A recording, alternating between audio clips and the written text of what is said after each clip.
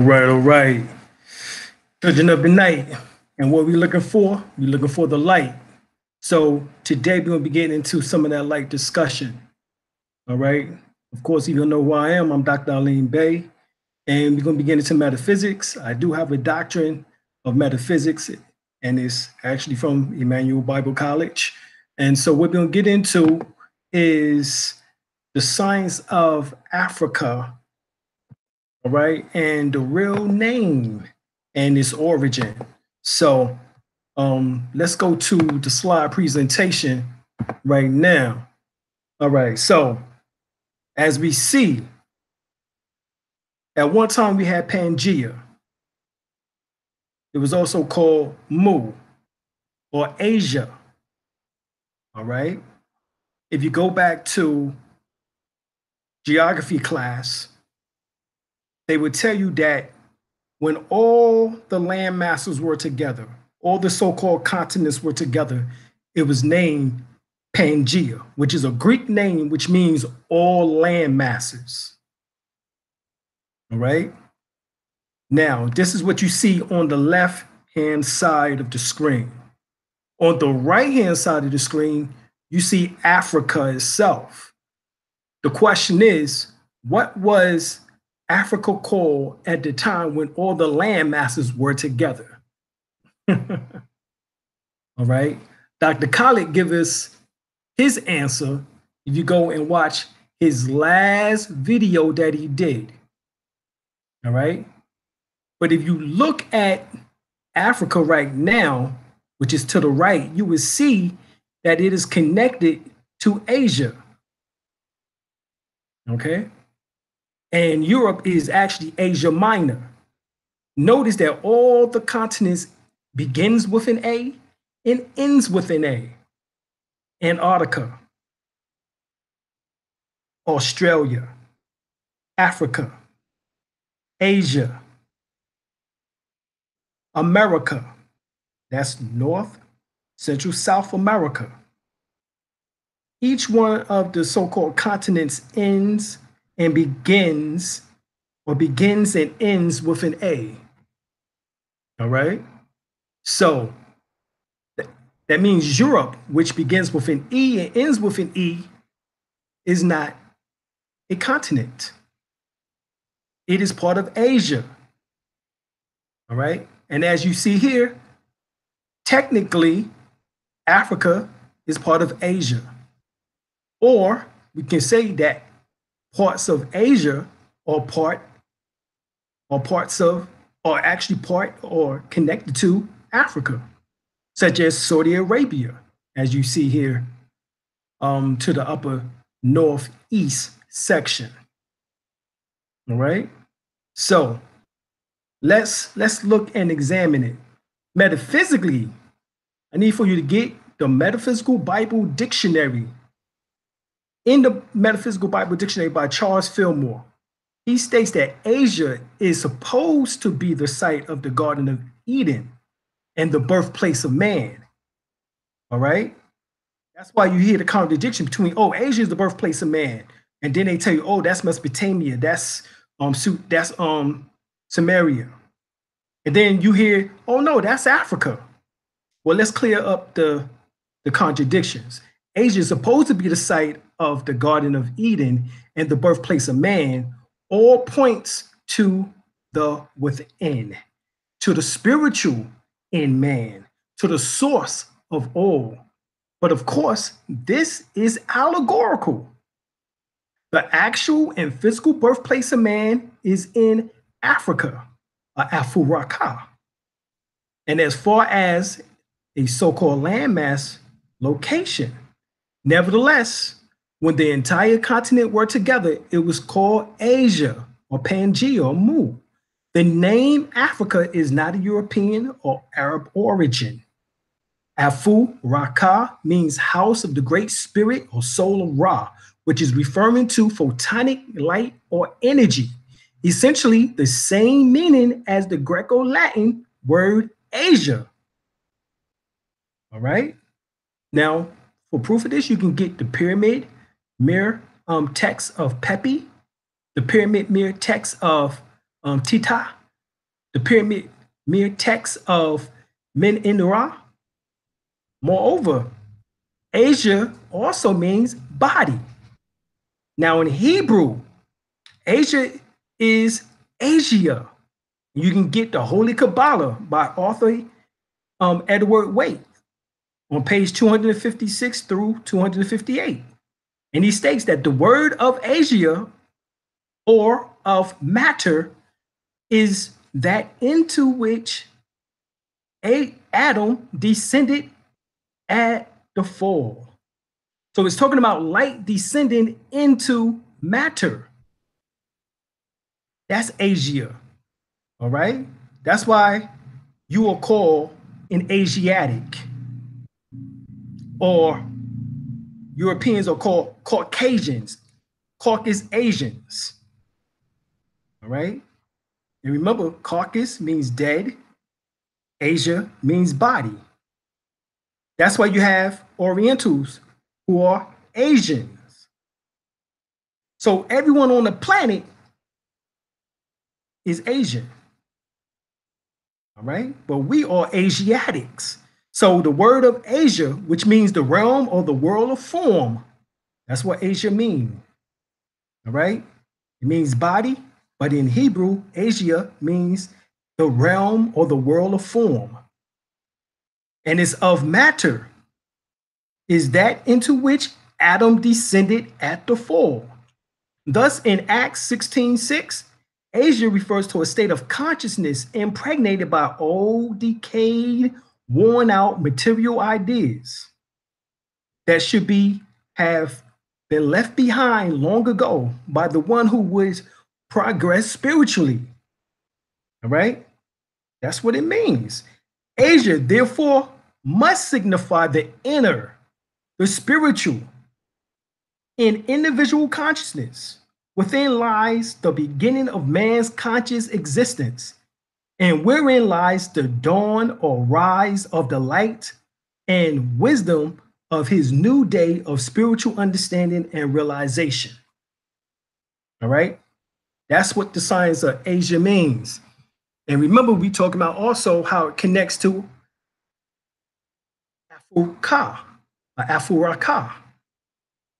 Africa. Now, we find that the name Africa actually comes off the walls of ancient Kemet, or Temeri, as Dr. Ben referred to it as, Egypt. So you have Afu, which you can find this in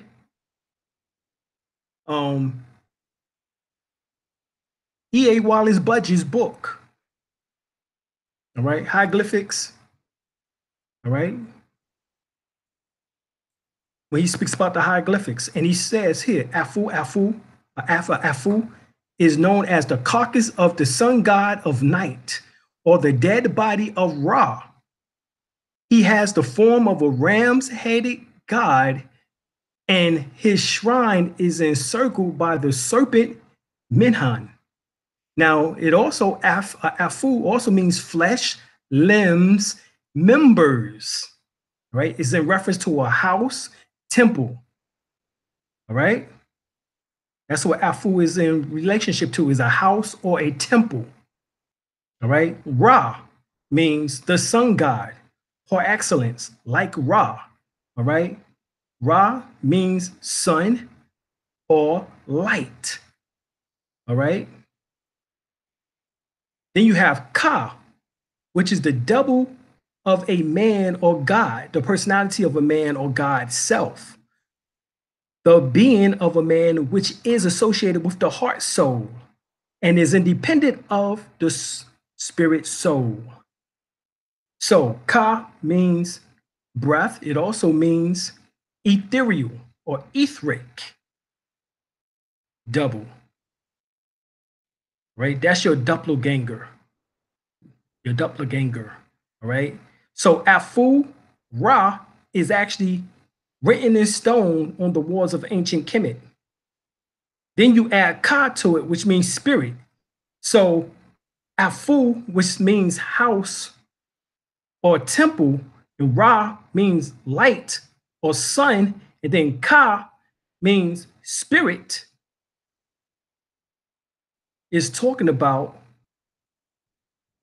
the body that houses the spiritual light or the soulful sun, as in solar, the soul of Ra. That's what Africa means. So the title Ra, when he moved through matter, is Afu-Ra. The creator of Afu-Ra takes on the form or the flesh of a ram, right? And we know that the ram is Aries in the zodiac and happens to be the first symbol of the zodiac, which symbolizes that creative, raw, unadulterated force. And Ka of Afu-Ra is Afu-Ra Ka, which is the house or the temple of the creator, or the land of the creator. It's not?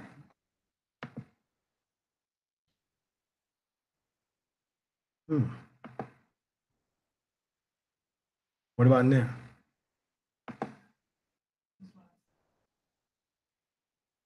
Okay. What about? Okay, you see it now. All right. So this right here, right? So let me make it a little bit smaller. There we go. All right. So this right here, all right, is what we're talking about Afu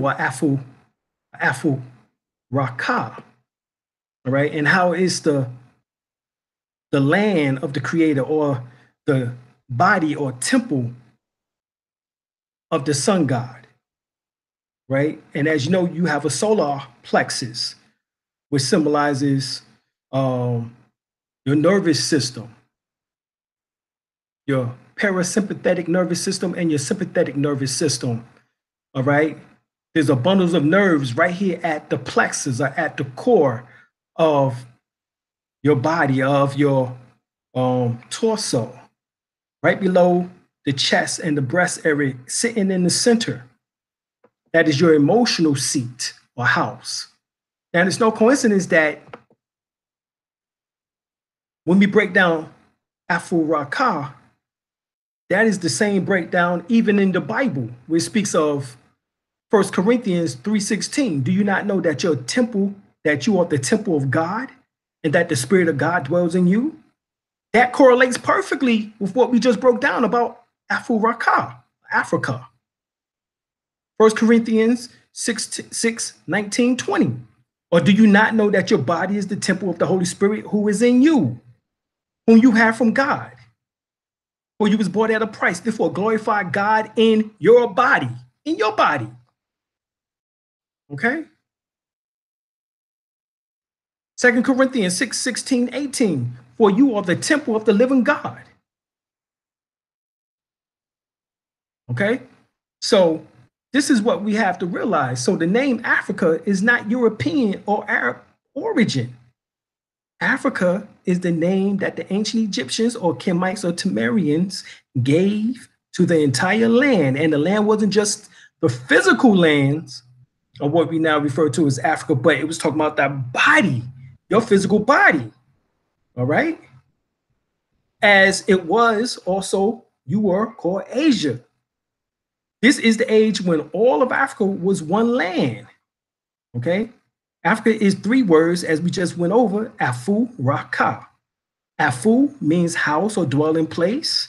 Ra means light, source of all energy, and a very ancient name for God. And Ka means spirit. So the land or continent of Africa is actually the house for the spirit of Ra. All right, this is what we're talking about. That correlates perfectly with what we just talked about, even coming from the scriptures. Do you not know that you are the temple of God and that the Spirit of God dwells in you? God that they're talking about is the same one that you say at the end of your prayers as a good Muslim, as a good Christian, or a good practitioner of Judaism. You say Amen, as in Amen Ra. So that's that Ra energy again that we're talking about. And then, so we have to clear up these misconceptions because we have a historical thing in which that took place, all right, in which that Hannibal during the Second Punic War, he lost to an individual named Scipio. Now, what we're going to do is read some of this information, and hopefully you can pick out what we're talking about here. All right? Because this is something in which that you have to begin to start checking out.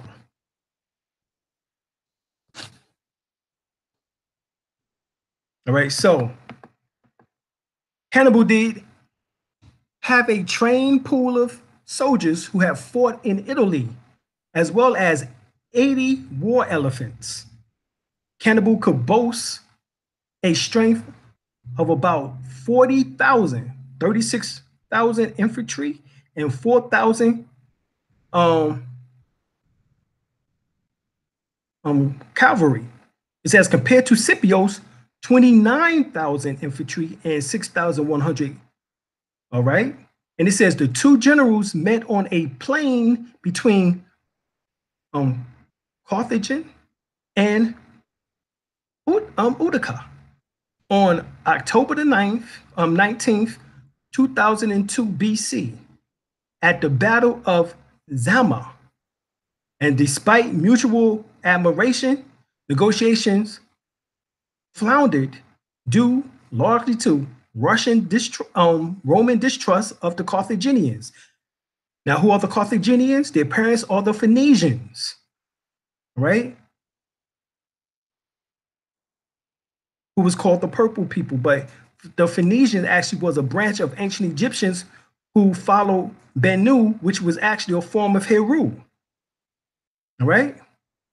And so the Carthaginians, as a result of the Carthaginian attacks on Saguntum, the breach of protocols, which ended the First Punic War, known as the Punic Faith, and a preconceived breach in contemporary military etiquettes due to Hannibal's numerous ambushes, Scipio was welcomed back to Rome.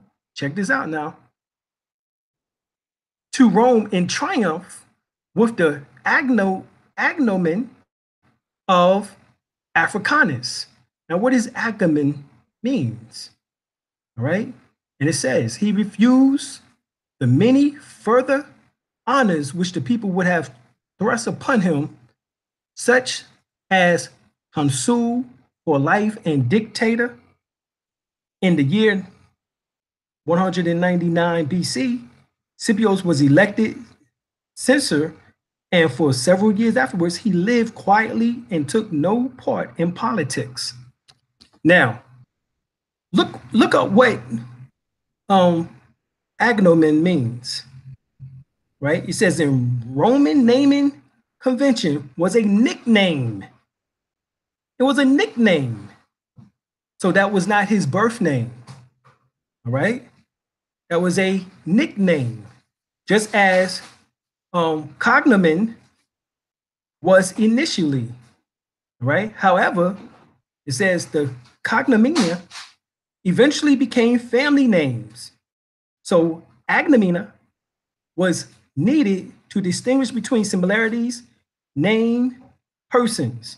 However, as the agnomen was an additional or optional component in a Roman name, not all Romans had an agnomen, at least not recorded. So pseudo Propus used the hero of the Punic Wars, all right, Publius Cornelius Scipio's, all right, and the nickname he gained for defeating Hannibal was Africanus. Okay, that's what it was. Now, go to the dictionary. All right, and it says an additional fourth name. That's what agnomen means. An additional fourth name given to a person by the ancient Romans in allusion to some achievement or other circumstances, as Africanus in Publius Cornelius Scipio's Africanus. 2, a nickname. You get it? It was a nickname. Once again, right? You go to Agnomen again, right? Online dictionary, and it says a fourth name occasionally given as an honor to an ancient Roman citizen. Okay, so it was a nickname. All right, so the name Africa was not named after Africanus, which was a nickname given to him after the defeat of Hannibal. And as you see, that was 2002 BC. What we just talked about Afuraka, which was written on the walls of ancient Kemet, or Afuraka, which becomes Africa, we talking about thousands of years ago. Thousands of years ago. Okay? We're talking about more than 3,500 years ago. Right? So there's a misconception. All right? It's not true. Now, let's look at the name Akibalan. It says the original name for Africa is Akibalan, which is Arabic for the land of the blacks. Now, let's get this straight. All right? Arabic does not go further back than Metu Neter. In fact, the origin of Arabic is from the Muritic and Demotic script, as Arabic and Hebrew came from those particular scripts or languages, or which developed into what we call now languages. All right? The original name of Africa was Afuraka. Akibalan came later as it is Arabic. Right? And it says Akibalan is the oldest and the only name of the indigenous origin, but it's not. All right? Now, as we did show you, Saudi Arabia, all right, is right there on the east corner of Northeast Africa. Okay? And it said that it was used by the Moors, the Nubians, the Numidians, the Carthaginians, or the Carthaginians and Ethiopians. Africa, the current name adopted by most everyone today, was given to the continent by a European invader by the name of, it says here, Louis Africanus, but of course, once again, his name was Publius Scipio Africanus, all right, or Publius Cornelius, all right, Scipio Africanus. And that was a nickname that was only given to him, like we said before, during 2002 BC. So that was not the name of Africa during that time period, or what we now refer to as Africa now during that time period. And it says, so like all methods of manipulation, the Romans sought to completely disconnect the indigenous Africans from their culture, deities, and knowledge. Now, of course, I won't disagree with that. All right. They do have a habit of doing that, no doubt about it. Right. But that was not during that time period, because once again, obviously, the Carthaginians referred to themselves as the Afuraka. All right, people. Because once again, they was the Phoenicians, the Carthaginians, the Hebrews, all of them was followers of Heru. Okay. We get caught up into family squabbles. All right. But here it says the history of Leo Africanus, or Louis Africanus, or Scipio Africanus, that's the name, and the Alkebulan name change. It says Publius Cornelius Scipio battled Carthage, a powerful city-state in northern Africa, which had established itself as a leading maritime power in the world. The first Punic Wars broke out in 264 BC, when Rome interfered in a dispute with the Carthaginians controlling this island of Sicily. Right? This is why you go and check out the Sicilians. Right? They tell you that they are the children of Hannibal. All right? Which is at the southern point of area of what we now call Italy. The war ended with Rome in the city of both Sicily and Corsica, and marked the empire emergence as a naval as well as a land power.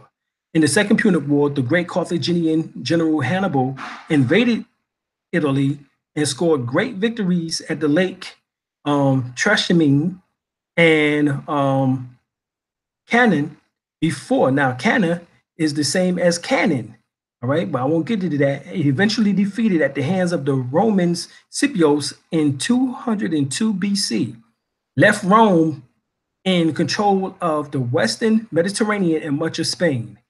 In the Third Punic War, the Romans, led by Publius Cornelius Scipios the Younger, captured and destroyed the city of Carthage in 146 BC, turning Archebulan into Africa.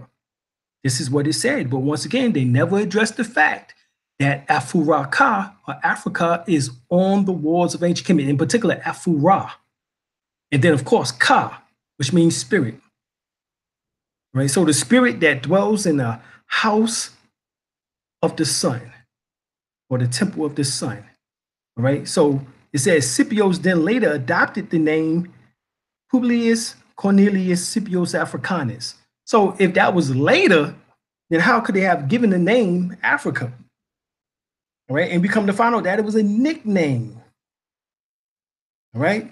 So we know that that this has been said by several scholars and authors. However, it's not true based on the timelines and based on when you study Egyptology or chematology as it is known now. All right. So we just wanted to go over that and help people out with the basics so that they can know what's what. All right. And that this information. Now, Dr. Ben did state that it was Archebulan was the ancient name. All right. That Archebulan was supposedly the oldest or the only name of the indigenous origin. Right. However, when you study the Medu Neter, you find Afura, and then of course Ka, and so Afura and then Ka comes Africa, so why they didn't put that together, I can't speak on that. But what we can speak on is that it's there. That's what we do know. Okay. And once again, not only did it refers to the land, but it referred to you, your physical body, and where God dwells at within you. Once again, Africa and the word Asia both refers to your body and where God dwells at within the body. All right. The power of God within you. All right. Inspector Deck, that was on his first album, solo album. The powers of God in you. Show and prove, God. You know what I'm saying? So that's what we have to realize. All right. These are the things that we have to connect and begin to start understanding, and understanding. All right. So I wanted to go there. All right. And so I don't know if there's any questions or anything. If there are, I'm pretty sure my wife is answering them to the best of her ability. And I'm going to tell y'all that we out, and see y'all next time. Then once again,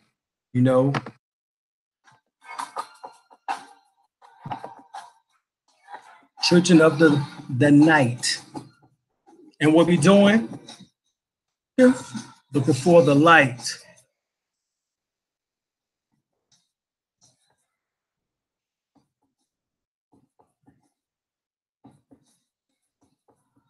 Make sure you say thank you to Anthony. He gave $5 on the super chat. Yo, I want to say peace to Brother Anthony. Appreciate you for the super chat. Thank you. Thank you. Much appreciation. And to everybody else that was listening, hopefully you got something from this little, seminar.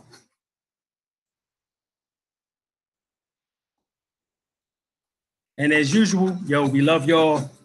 And we're the children of the night, and we're looking for that light. Remember that. The children of the night, and we're looking for that light. With all our might.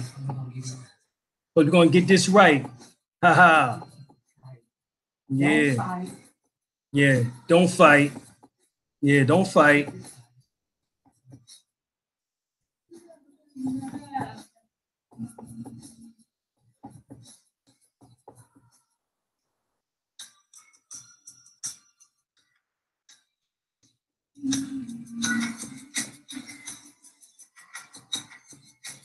We don't need